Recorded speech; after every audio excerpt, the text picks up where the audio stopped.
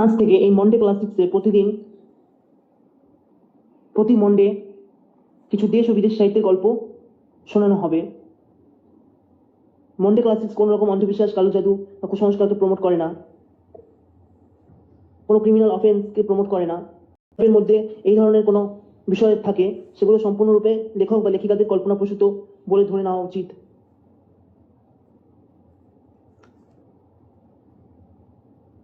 For entertainment purpose, I wish for entertainment purpose এই গল্পগুলি আপনারা এনজয় করবেন।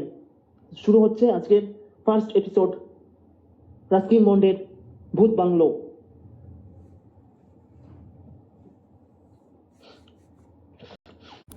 রাস্কিন বন্ডের পরিচিতি।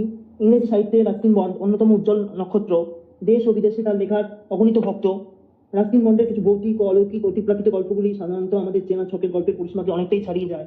আমাদের পরিচিত ভৌতিক কাহিনীর কাঠামোয় যে হাড় হিম করা, শিরদাঁড়া কাঁপানো, স্পাইন চিলিং, থ্রিলিং যে ইনসিডেন্টগুলো, ঘটনাগুলো বা গল্পগুলো এখানে অনুপস্থিত। এবং তার সৃষ্ট অলৌকিক জগৎ অনেকটাই যেন অন্যরকম, অনেকটাই যেন আদি ভৌতিক অলৌকিক, যেখানে পড়তে পড়তে অনুভব।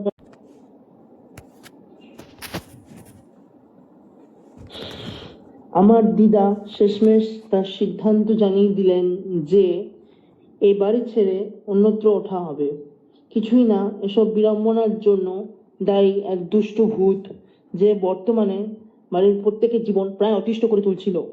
ভূতেরা সাধারণত পিপুল গাছে থাকতে ভালোবাসে, আর আমাদের বাড়ির ক্ষেত্রেও প্রথমটায় তাই হলো। উঠোনের চারিদিকে যে পাঁচিল, তার প্রায় গা ঘেঁষে রয়েছে পুরনো কিছু বহুল প্রচলিত পিপল ট্রি। পাঁচিলের এপাশটায় আমাদের বাগানের উপর, আর ওপাশটায় প্রায় রাস্তার উপরে অনেকটা জায়গা জুড়ে তার ডালপালাগুলো বিস্তালা করছিল। বহু বছর ধরেই ভূতটা সেই গাছের উপরেই থাকতো। একদিনে সে কাউকেই বিরক্ত করেনি।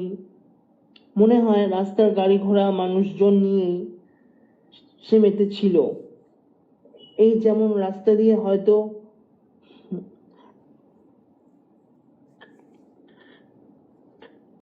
চলছে, তখন দিলে সেই টাট্টুটাকে ভয় দেখিয়ে, ব্যাস টাট্টু বেচারা ভয়ের চোটে দিক বিদিক শূন্য হয়ে এমন চুট দিল যে গাড়ি প্রায় উল্টে যায়। মাঝে মাঝে বাস কিংবা অন্যান্য গাড়ির ইঞ্জিনের ভিতরেও সে দিয়ে যায়, আর কিছুক্ষণ বাদে সে ইঞ্জিনও বিকল করে ছাড়ে। আবার কোনো কোনো সময় সে সাহেবদের মাথা থেকে শোলা টুপি উড়িয়ে নিয়ে চলে যেত। সাহেবরাও তখন দেদার সাপসাপান্ত করছে আর অবাক হয়ে ভাবছে, বলা নেই কওয়া নেই করে আচমকা কোথা থেকে এত বাতাস এলো, আবার নিমেষে মিলিয়েও গেল। তবে ভূতটার উপস্থিতি সে সময় আমরা কেউ টের পেলেও বা মাঝে মধ্যে তার শব্দ পেলেও কোনোদিন সেরকম তাকে চোখে দেখতে পাইনি। রাতের বেলায় মানুষজন পিপুল গাছের তলাটাকে প্রায় এড়িয়েই চলতো। লোকে বলতো, যদি তুমি ওই পিপুল গাছের নিচে দিয়ে যাও, যেতে যেতে হাই তোলো, সেই ভূতটা প্রায় লাফ দিয়ে নিমেষে তোমার গলার মধ্যে ঢুকে পেটের গন্ডগোল বাঁধিয়ে ছাড়বে। আমাদের মালি ফুল, সে প্রায় শরীর খারাপের দোহাই দিয়ে ছুটি নিত, আর তার পেটের গন্ডগোলের সমস্ত দায় চাপাতো ওই ভূতটার উপর। অন্য কোনো সময় হাই তোলার মুহূর্তে মনোফুল হয়তো হাত দিয়ে তার মুখ চাপতে ভুলে গেছে, ব্যাস ভূতটা সেই দিব্যি টুক করে তার মুখের ভিতরে ঢুকে পেটের গন্ডগোল বাঁধিয়ে সেরেছে।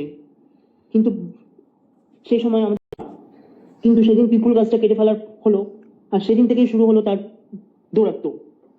দোষটা আমাদের ছিল না একেবারেই। হ্যাঁ, এটা অবশ্য ঠিক, দাদু পাবলিক ওয়ার্কার্স ডিপার্টমেন্ট বা পিডাব্লিউডিতে গাছটি কাটার অনুমতি পায়, কারণ সেটি আমাদের জমির উপরেই ছিল। ওরা রাস্তাটা চওড়া করবেন, তাই সেহেতু গাছ আমাদের আর পাঁচিলের কিছুটা রাস্তার উপরেই পড়ে যাচ্ছিল, তাই সেগুলোকে সরাতেই হতো।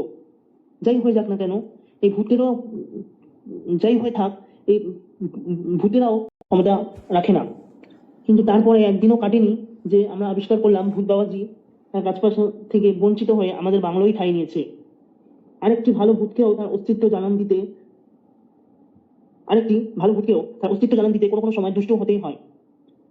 তাই এই কয়েকদিনের মধ্যে আমরা টের পেলাম অপদেবতাটি বাড়িতে ঢুকে সব ধরনের অপকর্ম শুরু করেছে। যেই দিদা চশমাটা খুলে কোথাও রাখলেন, অমনি সে সেটাও হাওয়া করে দিচ্ছে। না পেয়ে বিরক্ত হয়ে দিদা বিড়বিড় করতে লাগলেন, ওটা ড্রেসিং টেবিলের উপরেই তো রেখে। আমার বেশ মনে আছে, কিছুক্ষণ বাদে দেখা গেল বারান্দার দেওয়ালে শোভিত স্টাফ করে রাখা শুয়োরের কিছু ছুচলো নাকের ডগায় চশমাটা বিপজ্জনকভাবে আটকে আছে। বাড়িতে বাচ্চা ছেলে বলতে আমি একাই, তাই আমাকেই দোষী সাব্যস্ত করা হলো সেদিনের মতো। কিন্তু দু একদিন বাদে আবার যখন সেই চশমা হারিয়ে গেল আর বিস্তর খোঁজাখুঁজি শেষমেশে দেখা গেল সেটি টিয়া পাখির খাঁচার শিকে দোল খাচ্ছে। তখন সবাই মেনে নিলেন বাড়িতে নির্ঘাত আরো কেউ একজন রয়েছে যে এই কাণ্ডগুলো ঘটাচ্ছে। এরপরে শুরু হলো দাদুর দুর্দান্ত দুর্ভোগ। একদিন সাত সকালে বাগানে গিয়ে আবিষ্কার করলেন তার সাধের সুইট পি ফুল কেউ ছিঁড়ে কুটি কুটি করে রেখেছে। মামা বললেন বুলবুলিতে ফুল তছনছ করেছে, কিন্তু আমাদের কারোরই মনে হলো না অত সকালে বুলবুলির দল এসে এরকম নির্মম ভাবে সমস্ত কুড়ি নষ্ট করে গেছে। এবার কেন মামার আবার ভোগান্তি শুরু হলো। মামা রাতে অঘরে ঘুমান, আরেকবার বিছানায় গেলে তার ঘুম থেকে উঠতে গেলেই মহাবিরক্তি। আর তাই সেই দিন ব্রেকফাস্ট টেবিলে তিনি আসতেই যখন দেখলাম তার অবস্থা এত শোচনীয় যে চোখ সে প্রায় টেনে মেলতেই পারছে না। আমরা জানতে চাই শরীর টরীর সব ঠিক কিনা। আমি কাল সারা রাত দু চোখের পাতা এক করে রাখতে পারিনি, তিনি পড়তে পারিনি। তিনি অভিযোগ করলে যখন ঘুমটা আসছে বিছানার চাদরটা হঠাৎ করে কেউ যেন টেনে নিচ্ছে। কতবার সে জেগে উঠে শুধু মেঝে থেকে চাদরটা তুলে আনতে হয়েছে তার কোনো ইয়াদটা নেই। তারপর আমার দিকে জ্বলন্ত দৃষ্টিতে তাকিয়ে তিনি বললেন, এই যে ছোকরা, কাল রাতে তুমি কোথায় ঘুমোচ্ছিলে? হ্যাঁ, আমি বললাম দাদুর ঘরে। ঠিকই, দাদুও বললেন, আরে আমার ঘুম তো পাতলা, ও যদি ঘুমের মধ্যে হাঁটতো আমি তো ঠিকই জেগে যেতাম। ওটা ওই পিপুল গাছের ভুট্টারই কাণ্ড হবে। দিদা স্পষ্ট বললেন, এই বেটা বাড়ির মধ্যে ঢুকে গেছে। প্রথমে আমার চশমা, তারপর সুইট টুপি ফুল, আর এখন কেনের বিছানার চাদর। এরপর যে কি কি ঘটবে আমি তো বুঝছি না। আর বেশি দিন অবশ্য ভাবতে হলো না আমাদের। এক সপ্তাহ কাটলো নানান দুর্বিপাকে।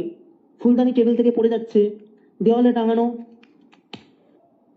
ফটো দুম করে পড়ে যাচ্ছে, পটে টিয়া পাখির পালক ভেসে উঠছে। মাঝরাত্রিরে সেই টিয়া আবার রেগে মেগে কর্কশ গলায় চিৎকার করে উঠছে। আবার বলা পাওয়া নেই বদ্ধ জানলা খুলে যাচ্ছে আপনা আপনি, আবার খোলা জানলা বন্ধ হয়ে যাচ্ছে। সে বিশ্রী কাণ্ড বটে। সেদিন আবার কেন মামা দেখলেন তার বিছানার কাকের বাসা পড়ে আছে। তারপর সেটা নিয়ে জানলার বাইরে ফেলতে গেছেন। যেই না সেটা নিয়ে তিনি জানলার বাইরে ফেলতে গেলেন, অমনি কোথা থেকে দুটো কাক এসে তাকে প্রবল বিক্রমে আক্রমণ করে উঠল। মেবেল মাসি থাকতে এলেন, অবস্থা আরো গুরুতর হলো। ভূতটারও বোধ হয় ওকে প্রথম দেখাতেই পছন্দ হয়নি।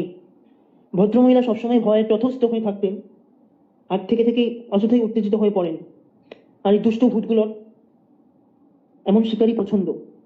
একেবারে ঠিকঠাক দেখা হলো তার টুথপেস্টের টিউবের সঙ্গে দাদুর দাড়ি কাটার ক্রিমের টিউবের অদল বদল হয়ে গেছে। এরপর মাসি যখন মুখ ভর্তি ফেনা নিয়ে বসার ঘরে ঢুকলেন, আমরা পালিয়ে বাঁচি আর কি। দাদু চেঁচিয়ে উঠলেন, নির্ঘাত মাসিকে পাগল কুকুরে কামড়াচ্ছে। দুদিন যেতে না যেতেই মাসি এসে অভিযোগ করলেন তার নাকে কে যেন মুসম্বি লেবু ছুঁড়ে মেরেছে। তার নাকে কে যেন মুসম্বি লেবু ছুঁড়ে মেরেছে। লেবুটা ছিল রান্নাঘরের তাকে। সেখান থেকে কিভাবে যেন ছুটে এসে ঘর পার করে সোজা মাসির নাকে ঢুস দিয়েছে। সে নাকে কালশিটে পড়ে ফুলে উঠেছে। অর্থাৎ অভিযোগ মিথ্যে নয়। আমাদের এই বাড়ি ছাড়তেই হবে, দিদা চিন্তিত স্বরে বললেন। বেশি দিন যদি এখানে আর থাকি তবে কেন আর ম্যাবেলের মাথার ব্যায়ামও দেখা দেবে, আমি নিশ্চিত। আমার তো মনে হয় ম্যাবেল মাসির সেটা অনেক দিন আগে থেকেই দেখা দিচ্ছে। আমি বললাম, গুরুজনদের সঙ্গে দুর্ব্যবহারের অভ্যাসটা তোর গেল না দেখছি। তীক্ষ্ণ কণ্ঠে মাসি পাশ থেকে বললেন, গুরুজনদের সঙ্গে তোর বাজে ব্যবহার দুর্ব্যবহারের অভ্যাসটা গেল না দেখছি। যাই হোক, বাড়ি পাল্টানোর এই প্রস্তাবে আমার কোনো আপত্তি নেই। আমি মৃদু সুরেই বললাম, হোমওয়ার্ক তো করতেও আমি, কালির বোতল সবসময় ফাঁকা হয়ে যাচ্ছে। সঙ্গে সঙ্গে কেন মামা চেঁচিয়ে উঠে অভিযোগ করলেন, আরে গত রাতে আমার স্তূপে দেখি কালি ভাসছে, আমাদের অন্যত্র যেতেই হবে মনে হচ্ছে। দাদু বলে উঠলেন, আর কয়েক মাস গেলে ভূতটাও ততদিনে বাড়ি ছেড়ে চলে যাবে। বালিগঞ্জে আমার ভাইয়ের বাড়ি। আগামী কয়েক মাস সে ওই বাড়িতে থাকবে না, সামনের সপ্তাহে সেই বাড়িতেই উঠবো আমরা। অগত্যা আমার গৃহত্যাগের প্রস্তুতি শুরু করলাম। এর মধ্যেই কেটে গেল বেশ কিছুদিন। হঠাৎ আরো কিছু আকস্মিক দুর্বিপাক। যে গরুর গাড়িতে খাটপত্র, অন্যান্য আসবাব কিংবা ভারী কিছু মালপত্র সবার প্রথমে রাখা হলো, ওদিকে আবার আমার পুরনো ফোর্ড গাড়িটার মাথা স্তূপীকৃত হয়ে আছে ভারী ভারী ব্যাগ আর রান্নার বাসন কোসন। দাদু স্টিয়ারিং ধরলেন। তখন গাড়িতে বসে সবাই গেট পার করেছে।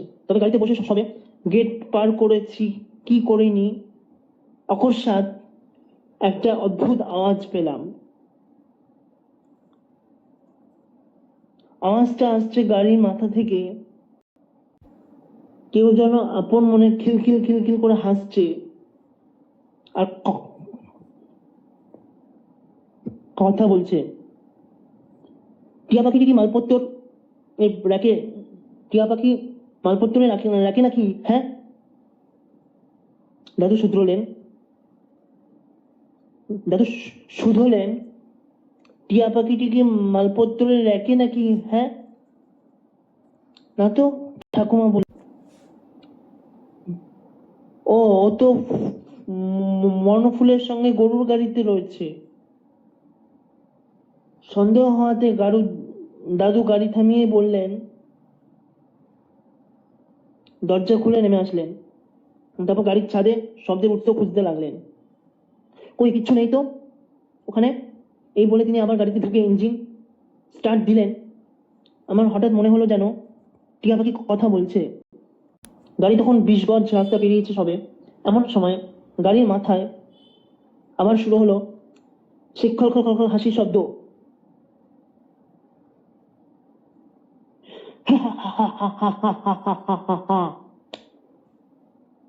আর তারপরে স্পষ্ট শুনতে পেলাম শুদ্ধ হিন্দিতে কেউ খুব ক্ষীণ স্বরে কিচমিচ করে কথা বলে চলেছে। আমরা সবাই শুনতে পেলাম সেই কথা। আর তখনই জলের মধ্যে সব পরিষ্কার হয়ে গেল আমাদের কাছে। সেই বদমাস ভূতটা গাড়ির ছাদে আপন মনে বকবক করছে। উত্তেজনায়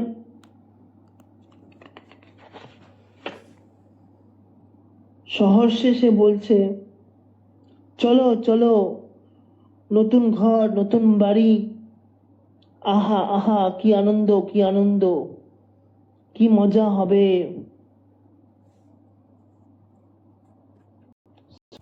শেষ হলো আজকের গল্প। আগামী সোমবার আবার আপনারা নতুন কোনো গল্প শুনবেন এই মন্ডে ক্লাসিক্স হরর অডিও চ্যানেলে।